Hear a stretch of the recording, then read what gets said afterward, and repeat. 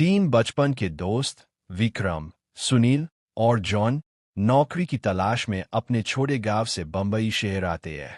उन्हें दिन भर भटकने के बाद भी न नौकरी मिलती है और न ही रहने का ठिकाना। वे मायूस हो जाते हैं क्योंकि उनके पास पैसे भी कम होते हैं। एक बिल्डिंग के पास बैठे तीनों दोस्तों पर चौकीदार की नजर पड़ती है। चौकीदार को उन पर तरस आता है। समझदार जॉन चौकीदार से रहने के लिए किसी जुगाड़ की बात करता है क्योंकि वे किराया नहीं दे सकते थे। चौकीदार अपने एक दोस्त से बात करता है जो बंगला नंबर 17 फीट में साफ सफाई का काम करता है। बंगले के मालिक 2 महीने के लिए बाहर गए हुए थे, इसलिए नौकर उन्हें गेस्ट रूम में रहने की इजाजत दे देता है। रहस्य में रात और चेतावनी। बंगले की खूबसूरती देखकर तीनों दोस्त खुश हो जाते हैं और अगले दिन काम की तलाश में निकल जाते हैं। पहले दिन भी उन्हें कोई सफलता नहीं मिलती। रात को तीनों के लिए बंगले में पहली रात होती है। रात को 12 बजे अचानक विक्रम की नींद खुलती है और वह खुद को बंगले के तहखाने में पाता है, जहां उसे एक औरत के रोने की आवाज सुनाई देती है। अगले ही पल वह अपने बिस्तर पर वापस आ जाता है। वह डरा हुआ अपने दोस्तों को बताता है, लेकिन सुनील और जॉन मजाक उड़ाते हुए इसे बुरा सपना मानकर टाल देते हैं। रहस्य में मदद और नौकरी। अगली सुबह जब तीनों काम पर निकलने वाले होते हैं तो अचानक एक अज्ञात औरत आकर विक्रम को एक चिट्ठी देती है जिसमें नौकरी का पता लिखा होता है और वह तुरंत गायब हो जाती है।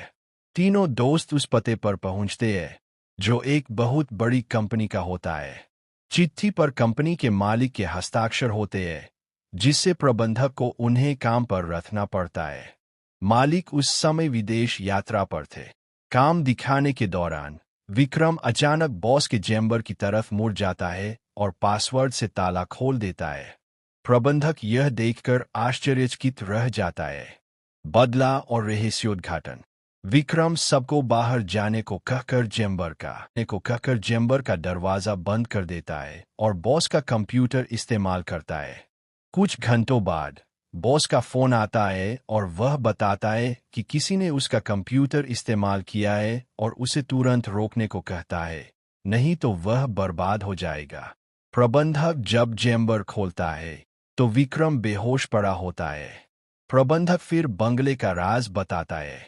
बंगला नंबर 17 पहले बॉस का था, जिसे उसने अपनी ऑफिस की एक प्रेमिका के लिए खरीदा था। बॉस शादीशुदा था और उसने उस लड़की की अश्लील वीडियो रिकॉर्ड कर ली थी। एक दिन विवाद में लड़की के सिर में चोट लगी और उसकी मौत हो गई।